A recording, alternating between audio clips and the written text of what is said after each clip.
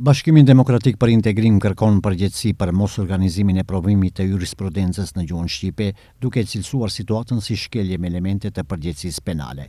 Partia vlerëson se mohimi i kësaj të drejte krijon klim përjashtuese dhe dëmton barazinë. BDI ban thirrje inspektoratit dhe prokurorisë të veprojnë si dhe kërkon përgjegjësi penale për ministrin e drejtësisë. Kërkojmë nga inspektorati për përdorimin e gjuhave që menjëherë të konstatoj shkelje dhe të inicioj procedura për kundërvajtje ndaj Ministrisë së Drejtësisë dhe personave përgjegjës. Kërkojmë nga Prokuroria Publike që të vlerësoj ekzistencën e elementeve për ndjekje penale, për keqpërdorim të pozitës zyrtare, moskryerjes së detyrës zyrtare dhe nxitje të mosdurimit ndëretnik. Kërkojmë përgjegjësi personale nga Ministri i Drejtësisë për çdo vendim ose mosveprim që pengon zbatimin e ligjit. Ligji është i qartë, zbatimi i tij nuk është opsion, pengimi i tij ka pasoja juridike. Ndryshe zëvendës kryeministri Bekim Sali mbështeti nismën e studentëve që provimi i jurisprudencës të jepet edhe në shqip, duke pohuar se institucionet duhet ta mundsojnë këtë, për shkak se shqipja është gjuhë zyrtare konform kushtetutës dhe ligjit.